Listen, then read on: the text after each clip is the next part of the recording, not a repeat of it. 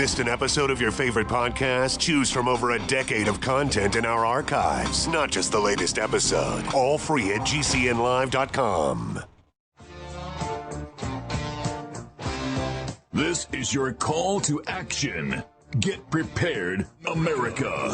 Economy, survival, energy, disasters. This is USAPrepares.com. Informative radio, educational radio. Interact now by emailing instructor@USAPrepares.com or text at 434-390-7953. Class, please take your seats. Now, your instructor, Vincent Finelli. Everyone all set, cocked, locked? Here we go. Your dial set correctly to USA Prepares. Thank you for being in class with us today. We broadcast Monday through Friday, 9 a.m. through 11 a.m. Central Time. If you'd like to call us, here's the number. Toll free in the continental United States. 866-582-9933. 866-582-9933. Telephone listen line, 605-477-3249. John is engineering the broadcast at Genesis Communications Network in Minnesota. I'm Vincent Finelli. With us today, David in Illinois, the man who escaped the clutches of John Wayne Gacy, the mass murderer. Welcome, David. How you doing? Well, before I answer that, let me give a couple definitions. Okay? When I say cocked and locked, I mean being prepared for everything. Food in the home, gas in the tank, if you're traveling, directions to your destination and back, oil in the hinges, budgeting for your necessities, being prepared as a Boy Scout would be. And of course, it also means being prepared to defend yourself. And let me define the word hunting as I see it. Hunting. So let's say there's a shoplifter.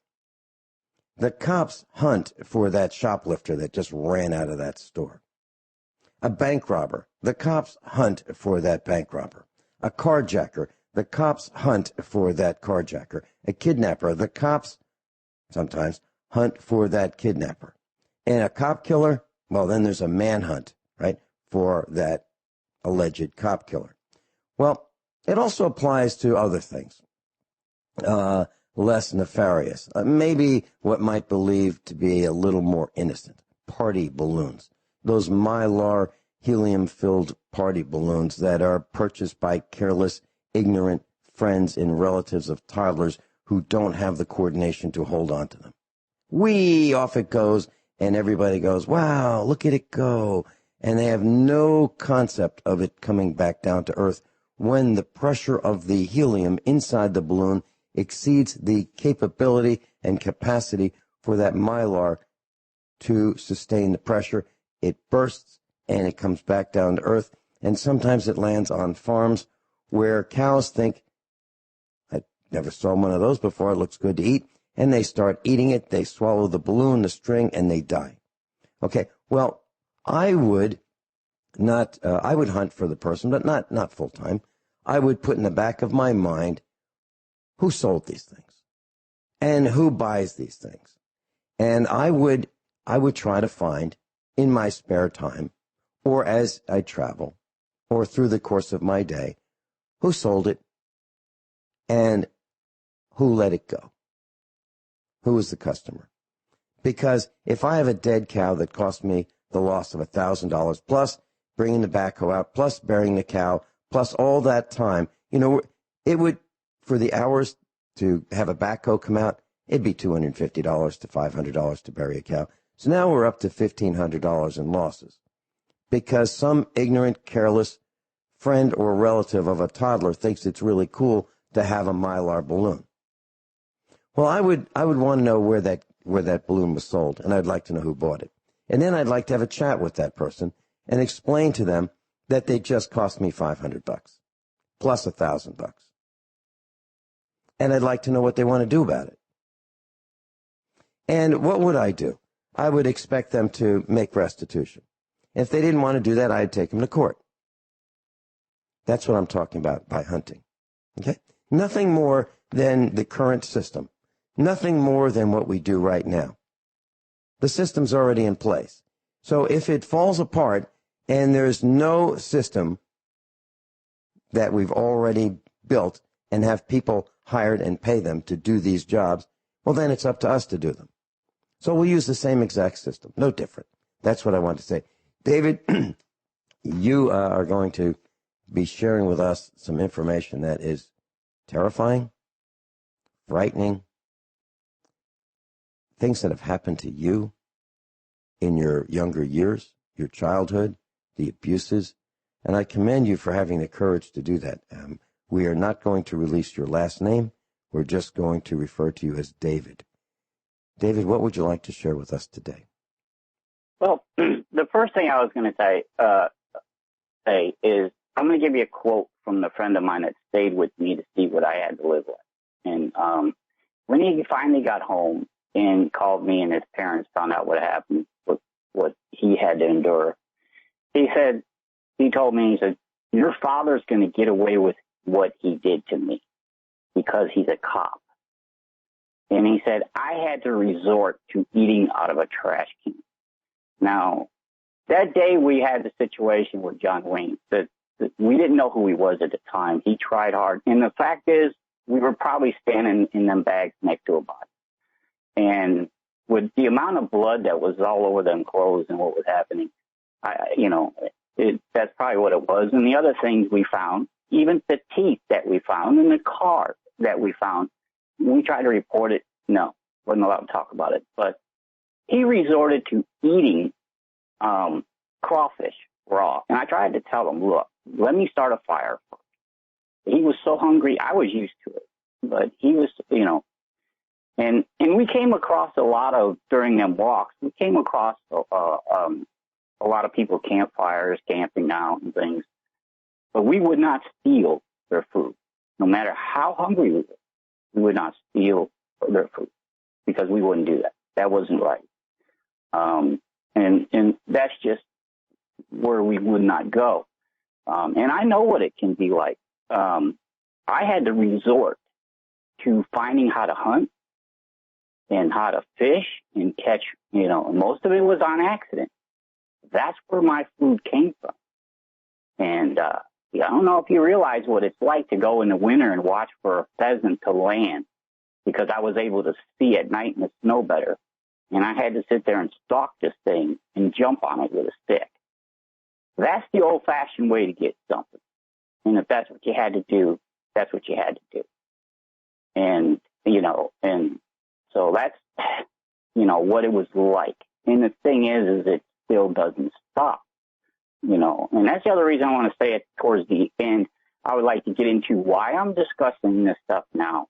And I also would like to get a message where I did learn a lot of things and would like to say on behalf of some of the law-abiding cops that are out, which, like I said,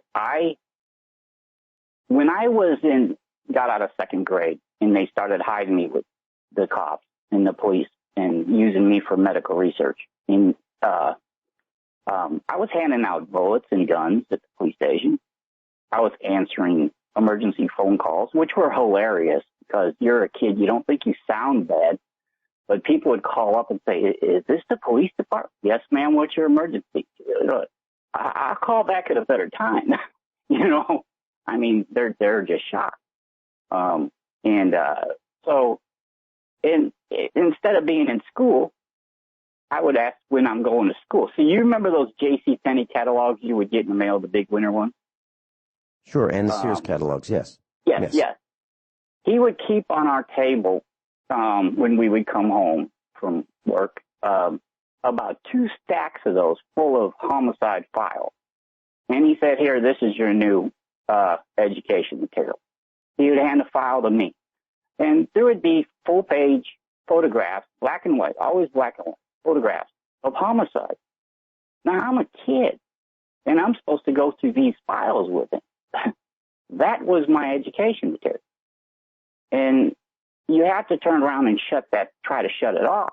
And so I would. But they teach you, you're supposed to go to the police. You're supposed to talk to them whenever there's a problem or help. And every time I seen something, even though I was with them, no, we can't have you discuss this. No, well, they're black, so it's something in their blood. They'll just find a way to steal it back. Even if they didn't stole it, they probably would have. And then when you see them get away with shooting people and taking things from people, just if they would pull somebody over, and if they liked what they had, they would just say, we think this was used or in the previous crime or a part of a burglary. I'm going to confiscate this. We'll get back to you if it's not. And with no intentions on giving it back. And when I started seeing them taking the drugs and counting the bags of cash, it's just shocking. And every time I would say something and I would try, hey, we got a new procedure to do. We're going to try and use you for it. Now, I'm going to tell you real quick what those were. And I won't talk much about that, but I'm going to tell you. They would have to put me in the hospital for at least 2 weeks to get my body able to handle the surgery. They would videotape and show the surgeries. They would record it for the other students and to teach other people. So I was on display. I would be miserable.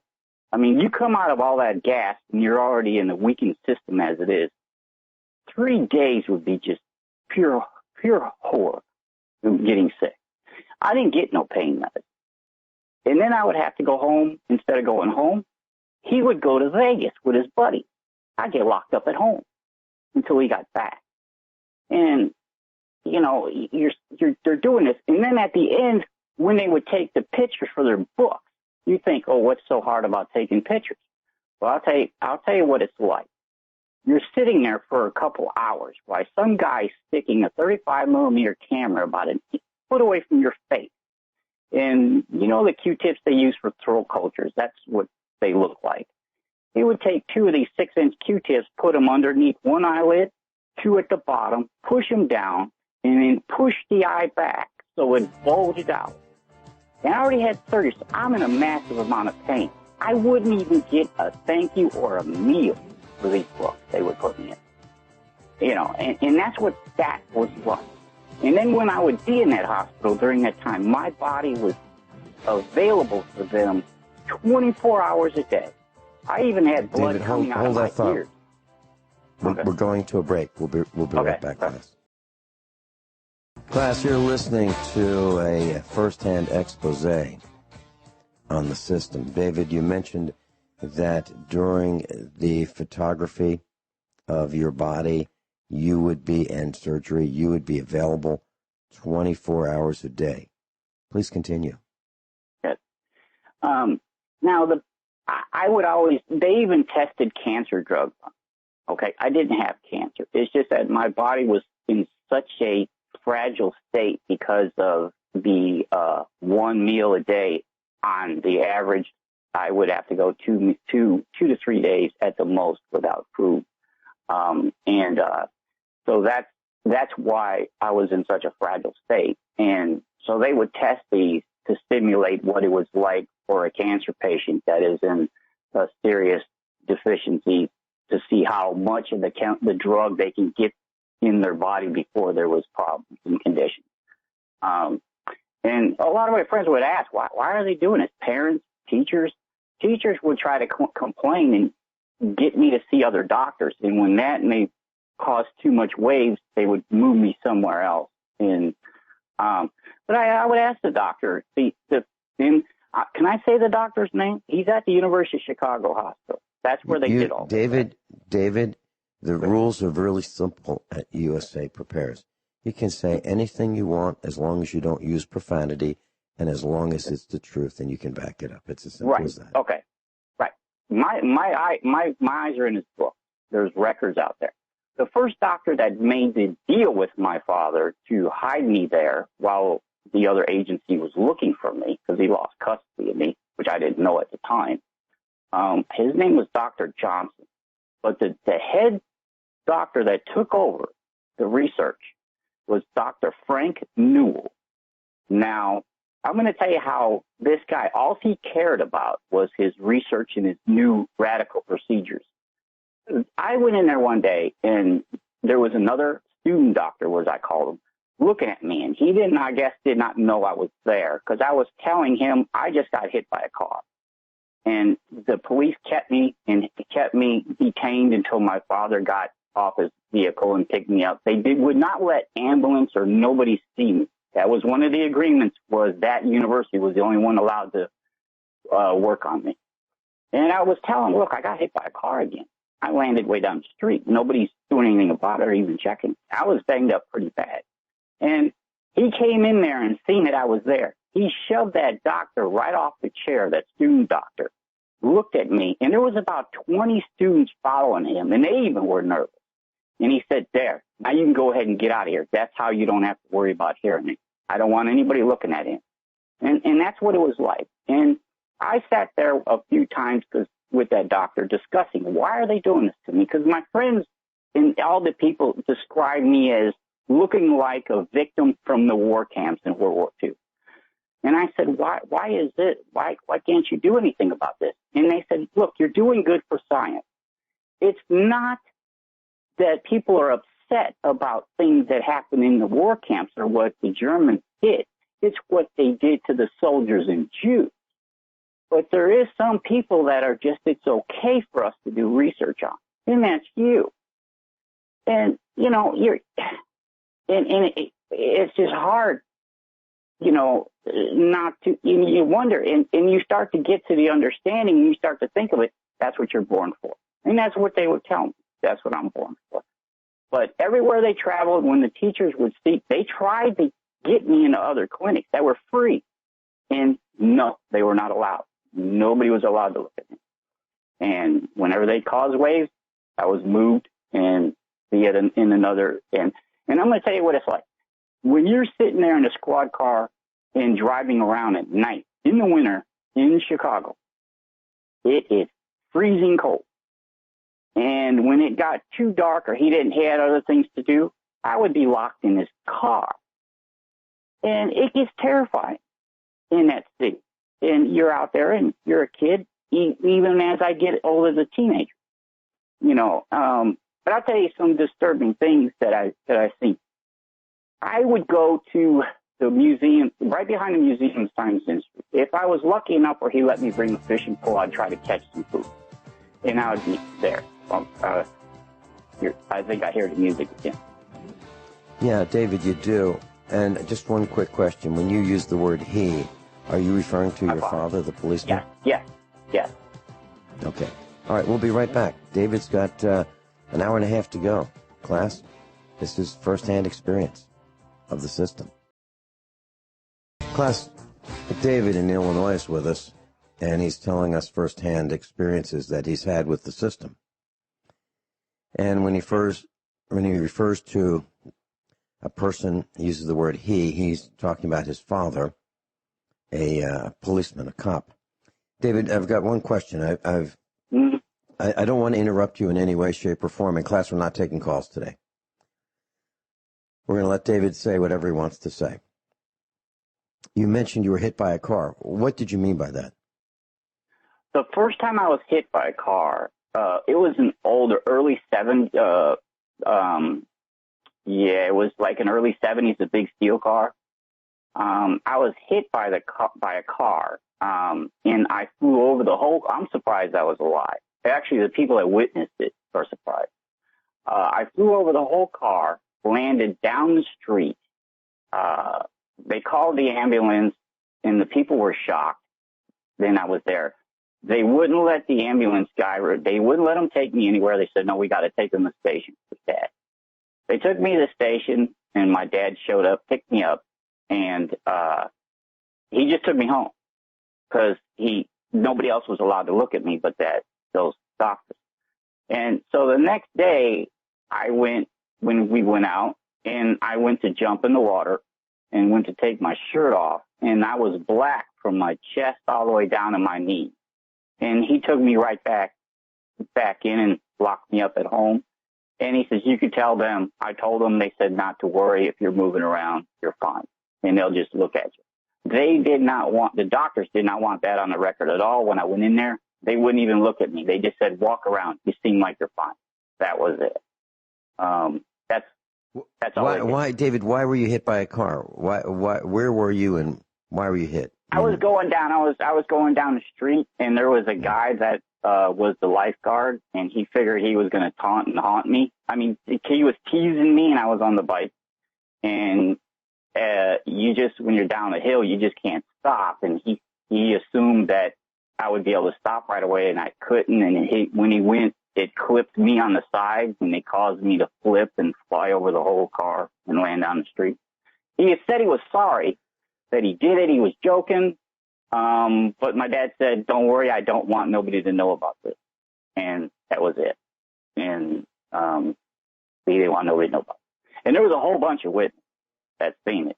I mean, they were just shocked that I got. Are you saying that the reason that your father or no one else in the police department wanted any report or any other doctors other than the ones you've mentioned, Dr. Johnson and Dr. Newell, to see you is because of the experimentation that was done on you, and they would be found out? Is that what you're saying?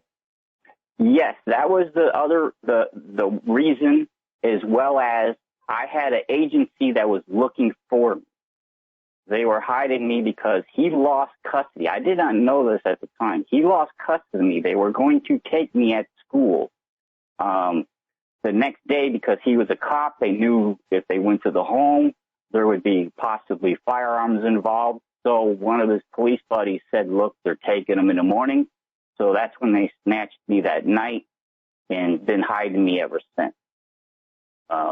So that's why when I seen cases that I've seen, crimes, burglaries, they never could let me have my name on a report because somebody may see it in the department that would report it, and therefore internal affairs were going to get called in.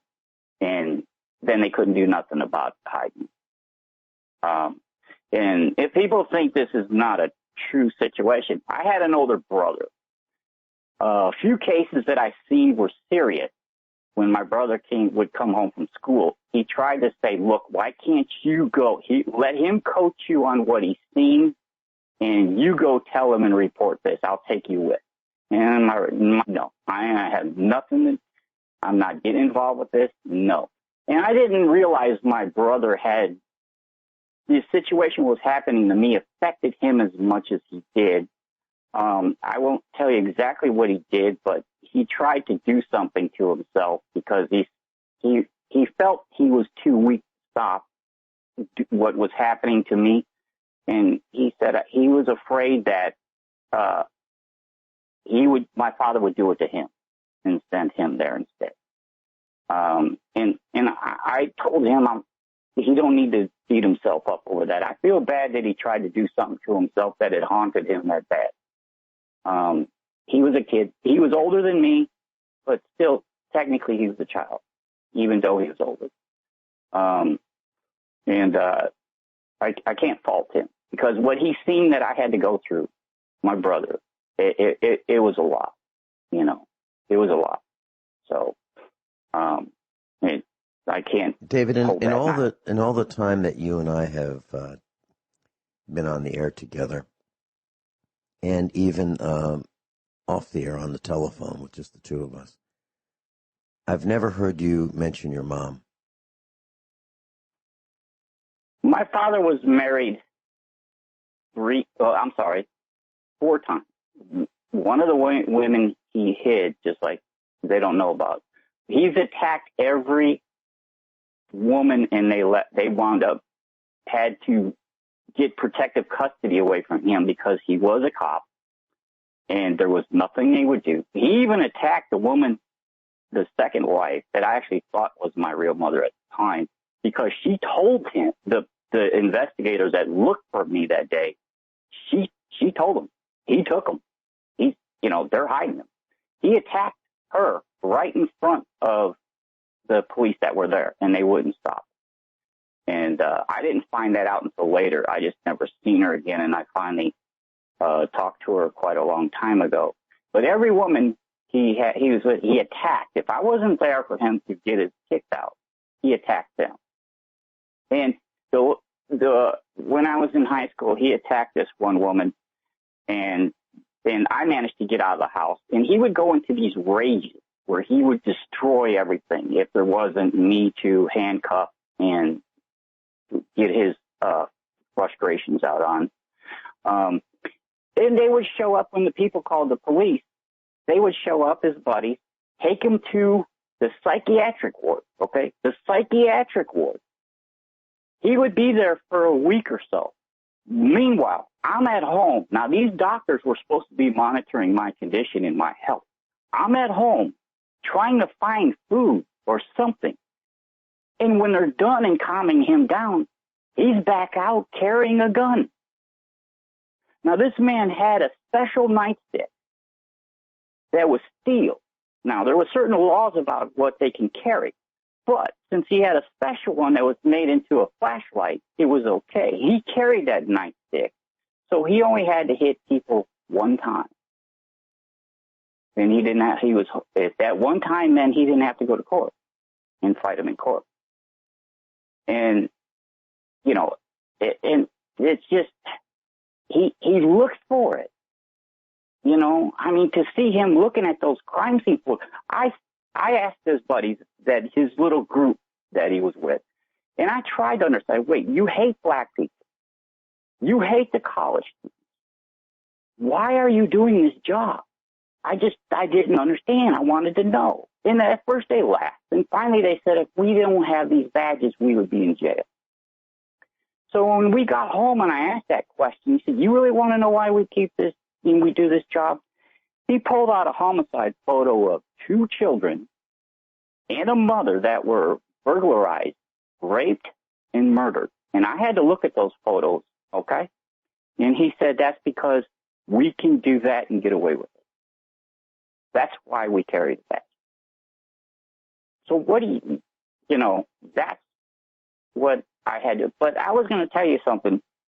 This troubles me even more because they can't do anything about it. So what happened? I was back there and there was a couple guys dipping this beautiful German Shepherd in the water behind the museum. Puppy. I told my dad, he picked me up. I said, hey, these guys are over here doing this puppy. And he said, don't worry about it. Why? There's no money in it. What? He said, besides, they're probably training it. Well, a few days later, my brother actually came with me. He was off work, and he said, come on, let's go fishing. We went over there. He picked me up when he met me there. We went there.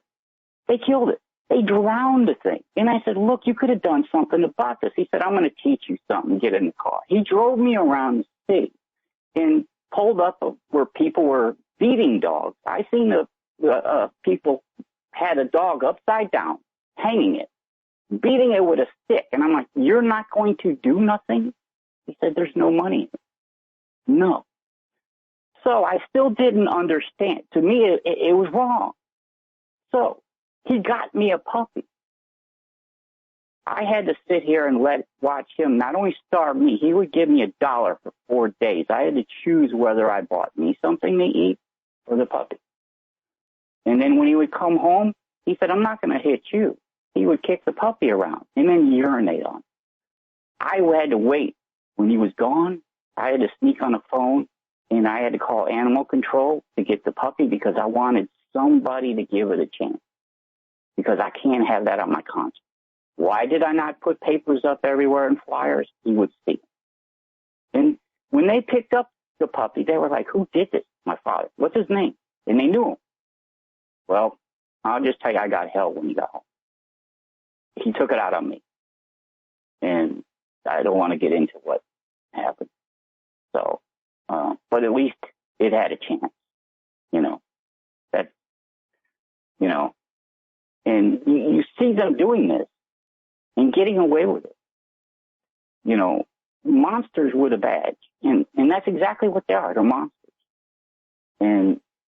But I'll go into, as I got older and I started high school, And I think the state found out where I was because of my friend in the Gacy thing, and his family started making waves. So he moved me again. I finally got to go back to school. Well, that school started getting questions about it because now I had to change out for gym, and they could see my body. And so the lady showed up. Well, some things questioned, pulled me out of school again and moved me to the city, where he said, I can have total control over here. Nobody can get near you. So I was out of school for about 6-7 months of school plus the summer. That's where I've seen more burglaries. We're going into a break. Okay. We're going into a break. We'll continue on the other side. David, you left off talking about gym class in another school, and I assume what you're saying is that when you were in the gym uniform, meaning a T-shirt and shorts, people could see more of your body and maybe in the showers. Is that what you were talking about? Correct. And so that caused problems when they had to move me to another. That school was they said they were going to give me help. There was a lady that showed up from the state. She said, look, we're going to get some help. Well, they apparently got back to him, my dad. He moved me again. And now you got to remember, a lot of up until this part, they've had me at sex parties. I witnessed them bringing kids, girls, young girls. They would drink in uniform. They would even offer me liquor. Okay? I don't drink because to me, what I've seen alcohol do to them, I don't want no part of it. I don't want no part of it. Okay? So I witnessed this, and I want to clear something up real quick. I was going to do it, but I'll do it real quick. I am going to tell you, it's not that I hate all you cops that are out there listening. I feel for you guys. I've been in that squad car probably as much as maybe more of some of you cops out there that are working. I had to sit there. It's terrifying to sit in the front seat and have people show up and walk up to you not knowing if they're going to do something to that car or not. And to know all the level of guns. Go up there at night on New Year's Eve. You're looking at apartment buildings. I've been in there. I've been in the cars with them. And once midnight comes, you're looking at you don't think these are just nice apartments or here. Everybody's got guns. You got that terrifying situation on your job. Plus you got, what do you do with the cops that are bad? I asked them, if you don't like these, what if somebody tells? We make them go in everywhere first. So you got that to worry about. So I would not want your job for nothing. Nothing. I feel for you good cops out there. I really do. But just like me, you have to take a stand at some point. Group together with the good ones, something. Because you're just hurting the people. If something happens to you when you're a good cop, the rest of the people look at you as the rest of the bad cops, and they don't want to do nothing for you. But I just wanted to get that out real quick. But anyways, he had me out of school. My father had me out of school for quite a while. The university covered for him for quite a while until they had me out so much.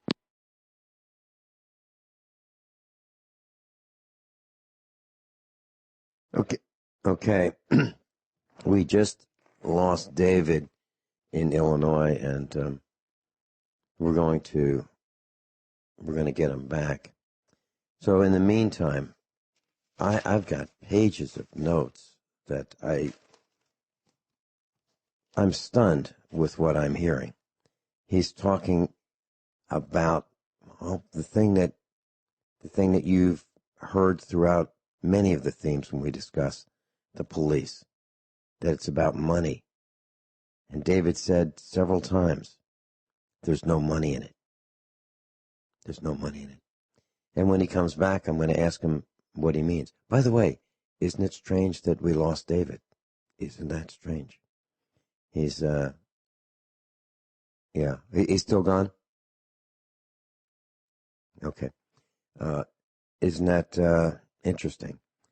And I'll do my best to get him back at the top of the hour. But he said there's no money in it. He also used the phrase, monsters with a badge. But I have a feeling he also means monsters in white coats. Monsters in white coats. With this medical experimentation, this torture. Can you imagine that the system is so corrupt that they would allow all these things to happen to a child? Do you think he's making this up? Do you think he could come up with these details if he were making this up? Sounds true to me. It sounds extremely true to me. I have not coached him on any of this. David is speaking right from the heart. No notes, no talking points. All I asked him to do was tell the truth and not to use profanity, which he said he would do anyway.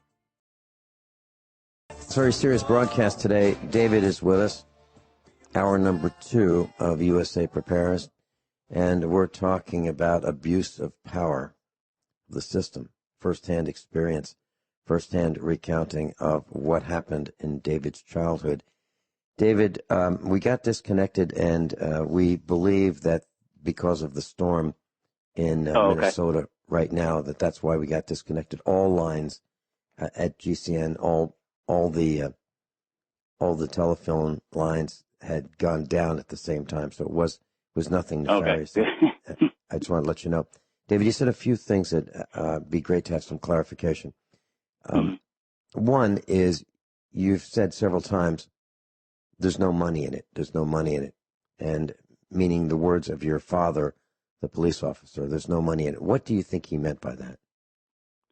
Okay. I was going to get into more of that later, too, to show you the extent that he did to grease the system, him and his buddies.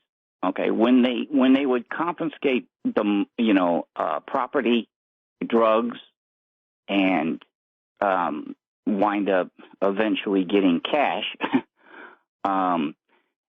they would go to Vegas. Him and his group would go to Vegas. Now, they had this friend of his that supposedly was a cop that had a private plane. And that's why a lot of people have been sending me YouTube videos, because I think the plane guy that went down is the friend of his that owned the plane, because he did move to Vegas area with my dad afterwards. And how many cops do you know have a private plane? Anyways, I asked that question when I was younger. This way they got to go through the gates without anybody knowing they were there, what they were carrying when they got to Vegas. And then the group would come back. The cash was amazing. I mean, we had a big table, and he carried 3 bank bags full of cash. I didn't know my brother knew about the drugs until later, until I had some friends over, and my dad didn't get home from work yet, and I happened to be there, and he didn't have me with him because I was already in that precinct where he moved me to. And my brother showed all the drug stuff. He said, look at this. And we didn't say anything when my dad came back home. He was still on duty. He stopped in. He took some of them drugs and gave them to my friends right in front of all of us. And they were at first afraid to take it because they were, wait a minute, and finally they did. And so there's money. Now, when he went to the federal government after 9/11, that posed problems where he was at, because he had to check all these vehicles, and they had roadblocks. Well, he was letting truckers bring guns in. And so what he had to do to make sure they didn't stop to see the guns, he gave them a police escort through the roadblocks. And they would share this stuff with me. Now, I often wondered, I asked myself years and years, why did they do this stuff in front of me? Why did they do this stuff in front of me? And my dad would always do this thing with his hand around his eyes. So everybody thought, I guess they thought I couldn't see at all. And then since they didn't think I could see, everybody had this perception that I couldn't hear either. But I could see pretty darn well. I wish I had that vision. And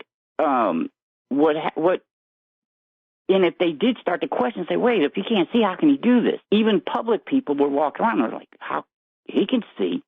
And he would tell his buddies, well, he can see something, but don't worry, he's not going to be able to see past 18. Before he gets out of the house, he's not going to have no vision. So they would do this stuff right in front of me. And I think that's what made them feel a little better by doing it. And plus, when they were sitting there, if you ever talk, you're going to be back at the university with a tube sticking out of your mouth. And you'll never talk. So, even though that happened up until a lot and I was threatened like that way, I still told people I didn't care. And something happened in later where I stopped talking for myself and I stopped talking for other kids. But I'm going to tell you something. People want to know, maybe question about this stuff, with this stuff that happened, if it's true. I can go into more details about every one of these things that's never been written about in papers or anything. But downstairs in the basement at the precinct he was, the armory room, if you're on the side where they're handing out the guns, the guns went in the drawers, in locked drawers. There was a pipe that went through the triggers. They went in there sideways. On the left side, when you're standing behind the counter, there was a big wooden box about a foot square where all the bullets were at. You took the guns out of the bullets, you put them up there. The wall upstairs, the main floor, they had this big wall with all the map of that part of the city and lights when the call came in. And then when you're sitting behind the dispatcher, the emergency phone was on the right side. So, so I had to be there to know all that stuff. And I can go into that much detail and more for everything. David, you mentioned monsters with a badge. We all heard that. But did you also mean, but you didn't say this, I'm wondering, I thought you might have meant this also, but I'd like to hear it in your words.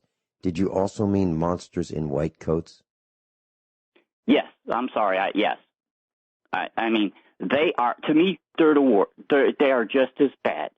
To sit there. Now, I had student doctors that would come in my room, and they would, why are they doing this? And it got to the point where they started questioning things, and then his buddies would come and stay at my room until about midnight until shift change. So I have a armed officer sitting in my room to make sure nobody talked to me and nobody questioned anything. So what the student doctors would do is wait until they left, and then they would come in and talk to me.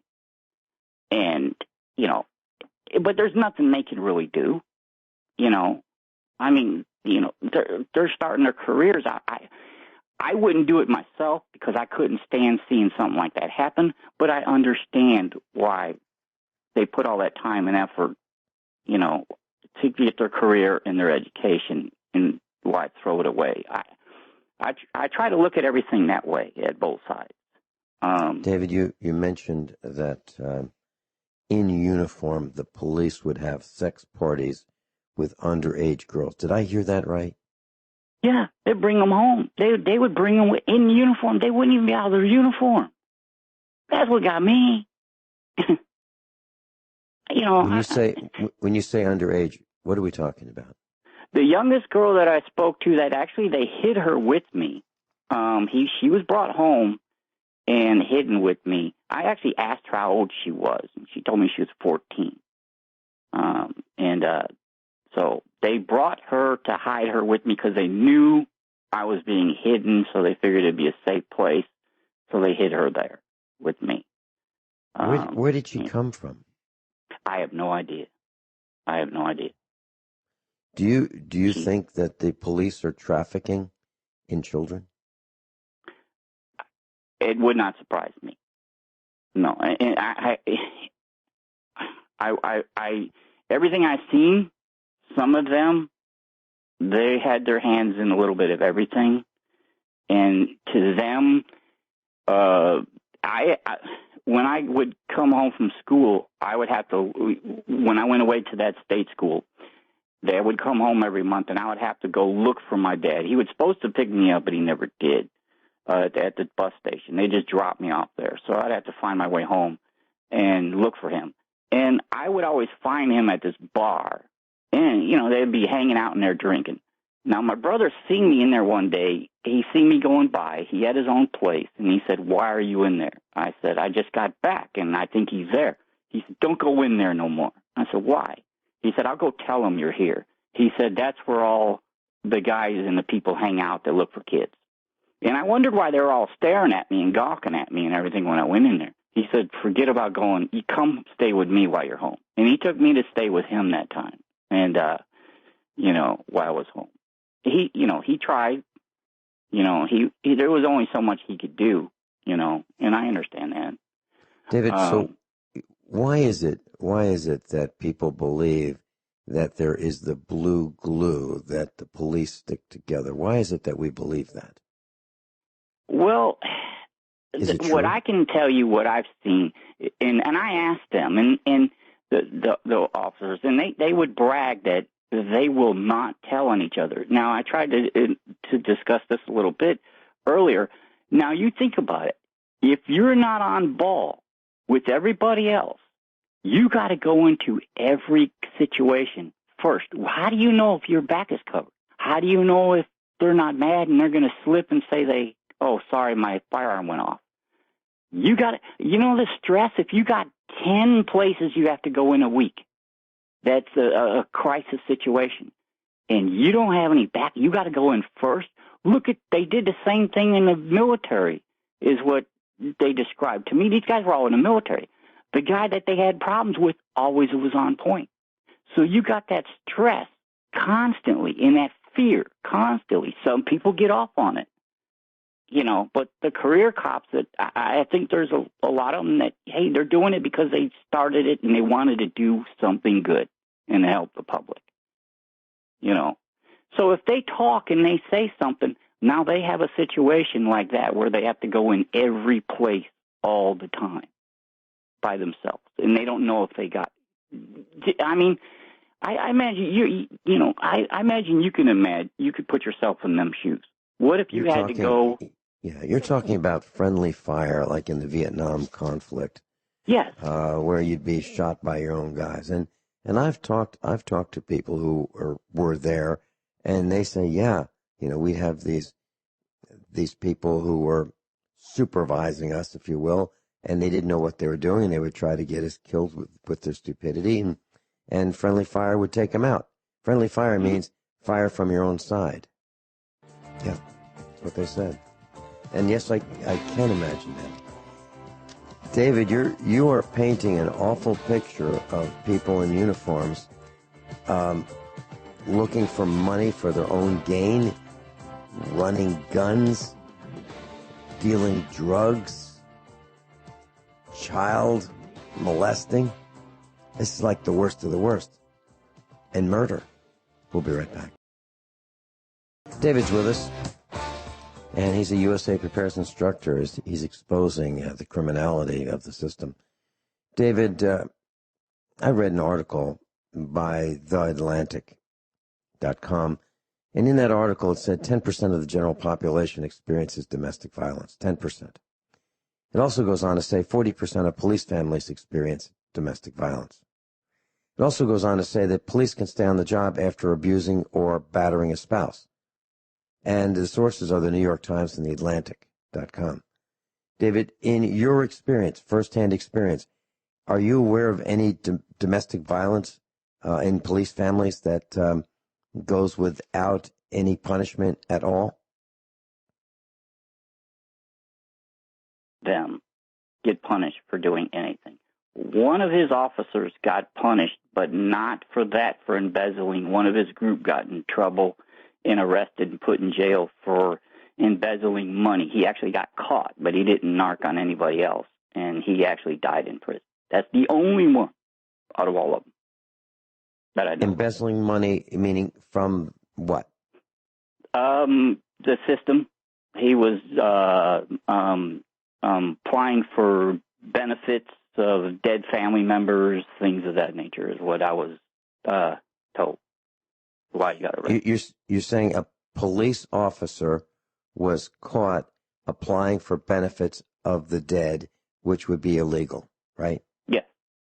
And he finally he got caught, and my dad said he because he would go fishing with us, and he didn't show up, and he said, well, that's because he got caught. But, and my dad pointed out, he knows how to shut his mouth, and he's the only one that went down. So you mentioned Las Vegas, David. Are you suggesting that Las Vegas is a money laundering location? Is that why? I don't know. All I know is they would take the plane. It would fly out after I would be dropped off. It was usually after I would be done having a surgery that they wanted to try out, so I would be locked in the house, and that's when they would go after I'd be dropped off, and then they would take the plane, go there, and this way they used their badges so they could go right through the gates on the side, is how they would explain to me how it did, so nobody really knew they were there. I was traveling through Illinois one time on my way to another state, and I had a former cop with me. Mm-hmm. And I said, we left from Missouri, and I said, I'm going to lock up my gun, put it in a locked box, separate from the ammunition and magazine, and which is what you have to do if you travel through Illinois. You have to do that to comply with the state laws of Illinois. Yes. And this former cop said to me, we don't have to do that. Don't worry about it. What I'm suggesting is exactly what you're talking about, the blue glue, that you don't have to comply with the law if you're a cop. Is that right or is that not right? I'm going to tell you, if you have that gun, even if it's in a locked box, and if they want it and you're pulled over, they will take it. I have seen it. It has happened in front of me. They even take them to the pawn shops with them in the case. And if this person happens to come through here and sees this weapon, give me a call. They will take them, even if they're totally legally compliant. You're suggesting or saying that the police actually steal personal property from, we'll call them victims of the police abuse of power. They will steal personal property and sell it to a pawn shop themselves for their own personal gain. Is that what you're saying? Yes, I've seen it happen right next to me. And the sad thing is they target the ones that are bad. They target the actual law-abiding citizen because they know they're not going to have a problem with them. It's a guaranteed win-win situation for them. So, and you also mentioned murder.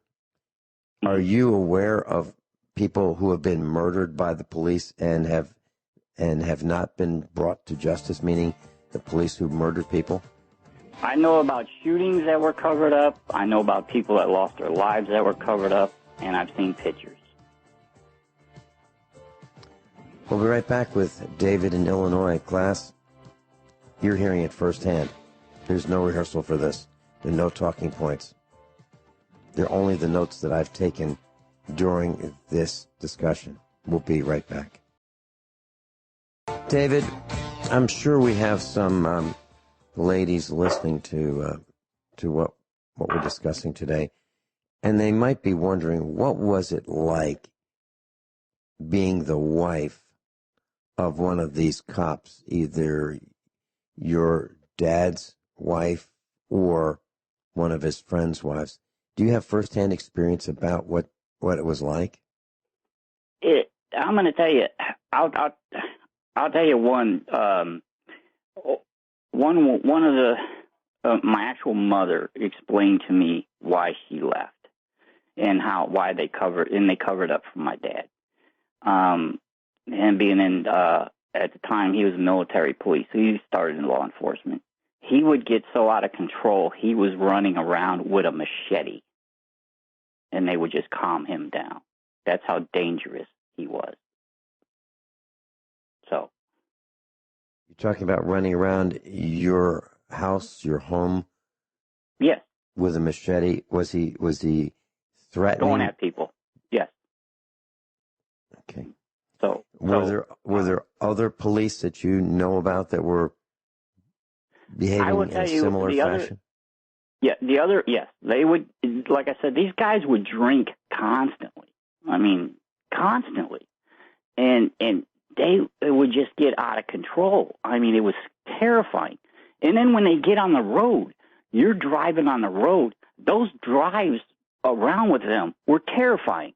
And if another cop pulled them over, they showed their badge, and they said, look, I'm just going to keep an eye on you so you get back safe. That's it.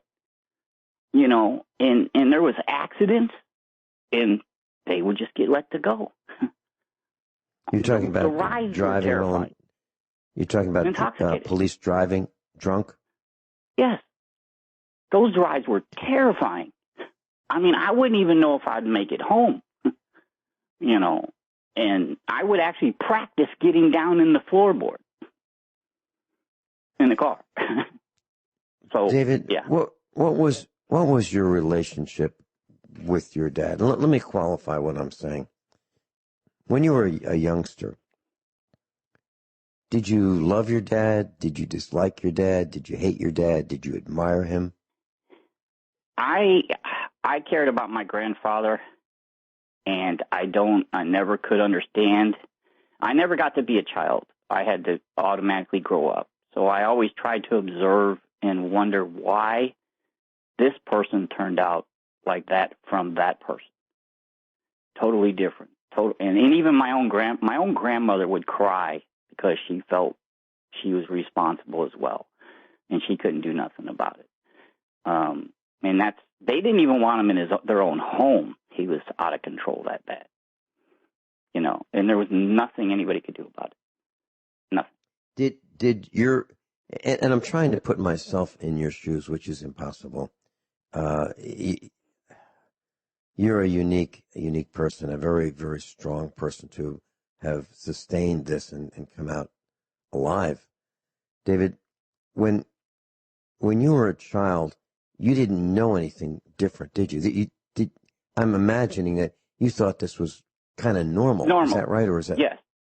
This okay. Was normal. To me, this was normal.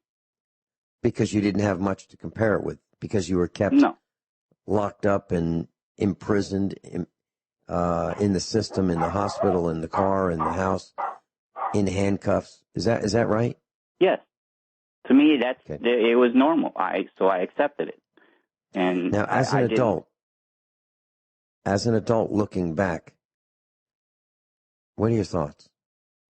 I tell you, what I got out of it and what I've learned in observing, I took it out of it that I will never treat my wife that way ever, or anybody else like that ever. And I never have, and I never will. And when you mentioned before, you saw this dog being abused, and you wanted your dad to do something as a police officer to stop the abuse and torture of this puppy. When you mentioned that there's no money in it, were you saying that there's no money that he can benefit by preventing this? There's nothing he can take that he could pawn? Him or the system. It was both a strain on the system as well as there was no money for him to benefit off of it as well. So if he were to write a ticket or stop them, he wouldn't get that much credit for doing so also. You know, and it wasn't just one. He drove me around and showed me multiple situations after that. And it was horrifying to watch these things. And one guy went out there, and we parked there for quite a while, and he knew this guy. So this guy did, and he would pour scalding water on this dog. And he said, I could stop it. Watch this. And he wound up walking up to the guy and just said, don't do that in front of me again, and walked away. That's it. He said, see, that's the power. You know, and I would just observe and watch and try to understand. And that's the best that I could do. But I'll tell you something. You talked about, there was a girl at the school, and she had a baby, and she was being abused. And I tried to tell my dad to get involved and do something, and he would not, okay? Now, one time, a short time after that, I came home. He had a case file, and he said, I need to talk to you. They're giving me professional courtesy on this. So your name, they're not going to talk to you. They're going to let me do the interview. he wouldn't put a lot of things down in that file that I told him. That baby's no longer with us. Okay? And I feel that's all I'm going to talk about that. Okay? David, when you look back at the police, did you ever notice or hear or observe anything about, we used to think that the police had ticket quotas. And of course that they'll say absolutely not. Do you know anything about ticket quotas, or what's even worse, a ticket contest? Yeah, that stuff happened when you went to the federal government. It was all about obtaining assets as much as they could. They didn't even care if they had the case, as long as they had the assets. And he would brag of how much assets his department, federal department, confiscated, where they had to build a new parking lot to put all this stuff. And what they would do is call around to other departments to say, hey, do you want to try to see if you can plea or do this case? Because we don't want the case. We just want the assets. And that's what that came really high gear when he went to the federal government, and he left that secure air base and went to the federal government, law enforcement. That's what happened. But can I have some time to explain why, the other reason I'm talking about this stuff now? I've been living in a prison with my whole life with invisible bars. I tried to get away from this man. I moved 5 times in 1 year, and he found me, okay, just to keep track of where I was. Finally, I figured he'd be dead. He said I'd be able to talk about this stuff and get, some compensation for this. Now, he finally died. They wouldn't tell me he died. This guy's supposed to hit a cop alone. They didn't even, there's nothing being written him anywhere. Death notices or nothing, which is strange, okay, in itself. He would hook up with criminals and work out a deal. This person told me, look, you're going to have to go by a different name because I'm still going to be using your information like your dad has. My medical records are being deleted. I can't get an ID. I can't do nothing. He linked me and him together and monitored everything. We're about to lose our house, not because of the money. We got hit with a tornado 2 years ago. Our house is falling apart. The money's taken. I can't even get anybody to come and put my name on a report. So you can only take so much. You can only take so much. It caused her to go in the hospital. Me, I'm used to it. I'm supposed to. That's what I'm born for. Okay? Fine. Not her. Not Dee. She don't need this. I can't sit there and look at her. And because they got away with it and I'm different, and they didn't get, those police and them did not get me to think and go on their way of dealing with people, society, and everything else and scam. Now they're going to target her? No. No.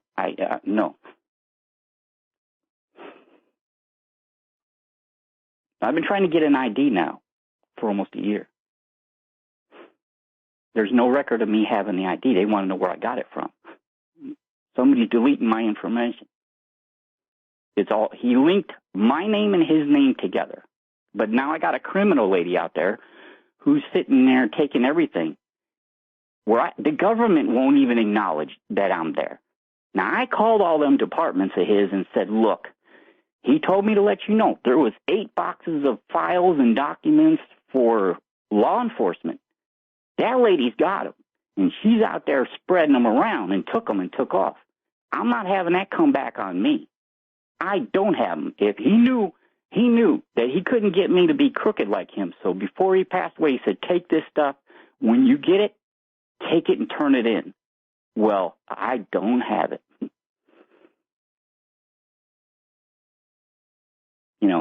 He had pictures of all this stuff. 8 full-page pictures, black and white pictures, never color, always black and white. I shouldn't have been seeing them case files all the way through. I had somebody here visiting our house. He would send me photographs that he wanted manipulated right away. And they're like, wait a minute. Your dad is a federal cop and he's sending you this stuff? How can you do that? I said, you don't understand. I do not have a choice. I do not have a choice. David, are you saying that evidence was manipulated? Is that what you're saying? Are you saying pictures were used to not to the advantage of solving crimes? Is that what you're saying? What are you saying? He had me sending pictures. He would send pictures. He would even ask me. That's why I stopped working on computers. When I found out the questions and the things he was telling me about asking me how to do, he was doing to the computers at work, at the federal computers. And when I found out that, I only touch a computer once a month to pay my house payment now because I stopped, because I don't want. If the law enforcement want to pin stuff on somebody to shut this up, I've been the target the whole life. You think they're not going to do it again? Are you saying that evidence is planted on computers? Are you saying evidence is scrubbed on computers, and both? Is that what you're saying? That he had to be doing that because he was having me asking me how to delete and how to get in there and delete information. So I set up a simple system to monitor even his phone that I put actually 4 different devices to track to see if his phone was being monitored, and it was. And when I found out the government was monitoring his phone, I'm like, why did you ask me to do this? Why can't you just tell, he goes, because you don't need to know, because you'll tell somebody, because you don't know how to lie, And I'm not going to. I told him, just like what was happening at the school. I took the stuff at the school. There's an article about what I did, and I turned in. The problem is they scrubbed a lot of it, and the politicians that I took it to, they said they were going to help me. Instead, they called my dad. I was away from him until then, and he's been on me ever since. Because he said they can't risk me going to court. I've been at court. I've had agencies thinking they found him, and instead it's me. They've had me all the way down to court. I have no idea how he knew I was there, but he called the judge. And the lady would come out and says, oh, your dad just got done talking to the judge. How the heck did he know I'm here? And she said he straightened everything out. And he says, oh, you're free to go. We had the wrong guy. Just go ahead and go. I said, wait a minute. What do you mean just go? You just don't do this to somebody and just say, just go ahead and leave. You got the wrong guy. And me and Dee were sitting there. We were just shocked. David, have you ever given this kind of information on other broadcasts? Have you called in to other broadcasts and shared on those broadcasts what you've shared with us today? No, not this detail. I started to call a show quite a while ago after I found out he was dead, and some people told me I need to tell. And I started to talk about the fact that I was kept hidden with the police, and they got a lot of people wanting me to call, but honestly, it seemed entertainment, and I'm sorry, this is not entertainment. This is about truth and reality, and I just never... I did call a show and ask about the base stuff from somebody to find out what base, and because I didn't realize I had documents and clearance cards about what base he was at. But that's all. No, I have not. Okay. And why did you select USA Prepares? My wife says you seem just like me, where no matter what, you want the truth. And you want, no matter how hard it is, and it seems like you're a lot like me, where no matter what you do, you're not going to change your mind, and you're not going to look the other way if it's not the truth, and it's not the right thing to do. Am I wrong? No, you're absolutely right. And regardless of the penalty, we will speak the truth, no matter what. David, are you saying that? And this is think about your answer before if you decide to answer. Are you saying that the legal system is corrupt? And I'm talking about the police, the judges, everybody involved. Are you saying that you've seen corruption throughout the entire legal system, or have you not had that experience? Yes, I have. People want to know, and they may say, how do we know for sure? When I first called your show a long time ago, I offered one of your doctors access to my records. You will find there is big gaps where I'm not in school, I'm not anywhere. You could see the records of how my health was in them records. I've had another doctor from another university that I went to, about 15 years ago. Actually, yeah, it was 15 years ago, and he said, why did they do this to you? I can't even access my own records now. Child records. I cannot even get them. They will not release them because they're concerned. So, are Child Protective Services, have they been involved with any of the events that happened in your life? That was one of the departments years ago that originally was looking for me. And they're the ones that they actually came to my house and they accused me of being him and that I was harboring children. And they wouldn't tell me anything else. And I'm like, wait a minute, what?